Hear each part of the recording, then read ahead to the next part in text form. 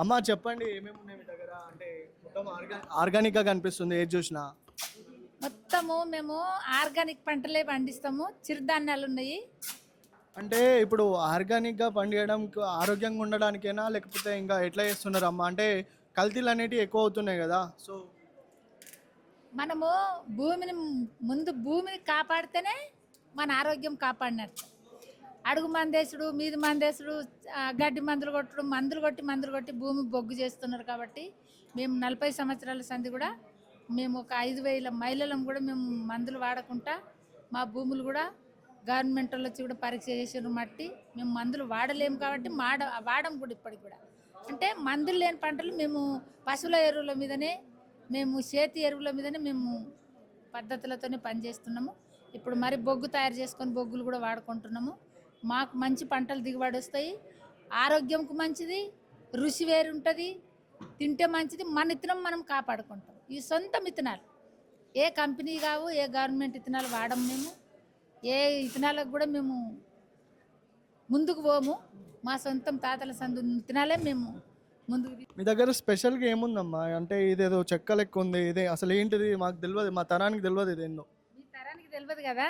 ఇక్కడ జొన్నలు ఉంటాయి, కందులు ఉంటాయి, ఇన్ని రకాల ఇత్తనాలు ఉన్నాయి కదా. ఈ ఇత్తనంను పురుగు రాకుండా దానిలో కొన్ని ఏమంటే యాపాకు, బూడిది వేసి దాన్ని పెండతో అలికి ఎండబెట్టి ఇత్తనం ఎండబెట్టి దాచిపెడతాం. 8 నెలలకి వెళ్ళి 9 నెలల దాకా ఈ ఇత్తనం దాచిపెట్టి ఈ వర్షం పడంగానే ఇత్తనం పెట్టే టైంలో మేము పొలంకి వేసుకొని దీన్ని తీసి మంచిగా సాఫ్ చేసుకొని పొలంలో ఇత్తనాలు చల్లుకుంటాం. ప్రతి ఒక్క ఇత్తనం ఇట్లా దాచి పెడతాం అనమాట. ఇది ఇత్తన శుద్ధి చేసే విధానం అనమాట. మిషన్ లెక్క పనిచేస్తుంది విత్తనాలకి. విత్తనాలు అంటే ఇప్పుడు తల్లి పట్టల పిల్ల ఎట్లా దాచుకుంటుందో అందులో దాచిపెట్టిన ఇత్తనము మంచిగా సూలిపోతుంది. మంచిగా టైంకి ఇత్తనం పెట్టుకుంటే మన ఇత్తనం మనకు గ్యారంటీ. ఎవరో కంపెనీ వాళ్ళు ఇచ్చిన ఇత్తనం మనకు గ్యారంటీ ఉండదు. అది మొలుస్తుందో మొలవదో తెలియదు. నేను ఇచ్చిన మందు కొట్టలేదు, నీవు మొలవలేదు అంటారు. అది ఇత్తనం మనకు అందది జల్దిన. మన ఇంట్లో ఇత్తనం ఉంటే ఒక ఇత్తనం పోయిందంటే ఒక ఇత్తనం వేసుకొని తయారుంటుంది. అందుకే మేము ఎప్పుడు కూడా మేము 10 రకాల నుండి 20 రకాల దాకా ఇండ్లల్లో ఇట్లాంటి బుట్టలల్లో మేము ఎత్తేసుకొని మా పొలాల్లో మేము వేసుకుంటాము. మా ఇత్తనం మాకు సద్యానంలో ఉంటుంది అనమాట, దగ్గర ఉంటుంది మాకు. ఒకటి పోతున్నది వర్షం కంటే కూడా ఇంకొకటి కూడా మాకు తయారుంటుంది. అట్లా మేము ఇవన్నీ ఇత్తనాలు కూడా మాకు మందులు లేని వ్యవసాయం మాది. ఇదేందమ్మా? ఇది ఒకసారి తీసుకొని ఇది చెమ్మకాయ. ఇది కూర వాడుకుంటాం అనమాట.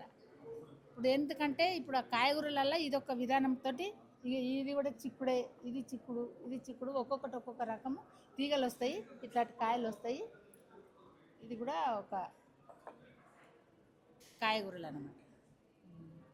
ఓకే అమ్మ, థ్యాంక్ యూ.